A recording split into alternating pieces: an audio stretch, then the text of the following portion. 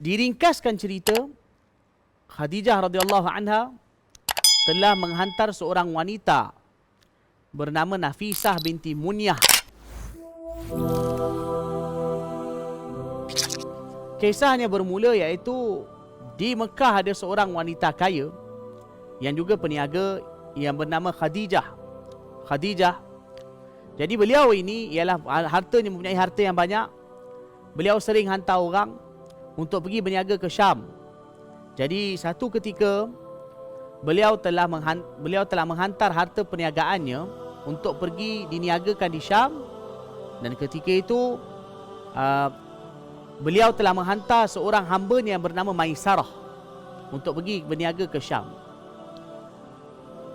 Maisarah pergi berniaga ke Syam bersama dengan Rasulullah sallallahu alaihi wasallam.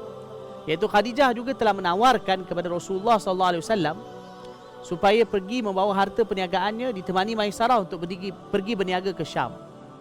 Rasulullah sallallahu alaihi wasallam pergi ke sana berniaga, kemudian pulang membawa laba atau keuntungan yang banyak dari Syam. Apabila pulang, Maisarah menceritakan kepada Rasulullah sallallahu alaihi wasallam tentang Rasulullah sallallahu alaihi wasallam kepada Khadijah radhiyallahu anha. Maisarah menceritakan kepada Khadijah radhiyallahu anha, Maisarah ni hamba lelaki kepada Khadijah. Maisarah nama lelaki, bukan nama kepada perempuan. Dia menceritakan kepada Khadijah tentang peribadi, akhlak dan juga kejujuran baginda sallallahu alaihi wasallam yang menarik hati. Maka ini menyebabkan Khadijah radhiyallahu anha yang waktu tu seorang janda, kerana suami beliau yang sebelum itu telah meninggal dunia, beliau pun telah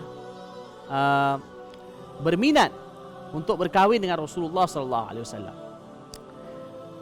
Diringkaskan cerita, Khadijah radhiyallahu anha telah menghantar seorang wanita bernama Nafisah binti Munyah untuk pergi pada keluarga baginda sallallahu alaihi wasallam, iaitu pakcik-pakcik baginda sallallahu alaihi wasallam, dan menawarkan baginda berkahwin dengan Khadijah radhiyallahu anha. Dan akhirnya mereka bersetuju, dan Abu Talib telah pergi ke rumah keluarga Khadijah meminang Sayyidatina Khadijah radhiyallahu anha bagi pihak Rasulullah sallallahu alaihi wasallam. Dan kemudian pernikahan pun dilangsungkan di antara Rasulullah sallallahu alaihi wasallam dengan Sayyidatina Khadijah radhiyallahu anha. Pernikahan ini berlangsung menurut ulama sirah. Di dalam setengah kitab sirah disebutkan usia baginda sallallahu alaihi wasallam ketika itu ialah 25 tahun. Dan usia Khadijah radhiyallahu anha ialah 40 tahun. Namun ada juga kitab sirah yang menyebutkan bahawa usia baginda sallallahu alaihi wasallam ialah 25 tahun, dan usia Khadijah radhiyallahu anha lebih muda daripada usia yang disebutkan tadi, iaitu sekitar 30 tahun ataupun 30 tahun lebih sedikit. Mungkin 32 tahun atau 33 tahun atau 35 tahun.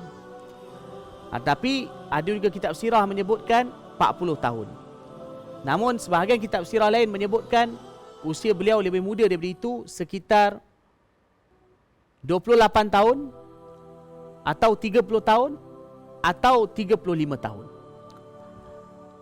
Kesimpulannya, Khadijah radhiyallahu anha pun telah bernikah dengan Rasulullah sallallahu alaihi wasallam, dan inilah isteri pertama Rasulullah sallallahu alaihi wasallam yang agung, dan inilah isteri Rasulullah sallallahu alaihi wasallam yang jasanya begitu besar kepada Rasulullah sallallahu alaihi wasallam dan juga untuk Islam secara umumnya. Iaitu siapa? Sayyidatina Khadijah, yang dipanggil dengan Al-Kubra radhiyallahu taala anha.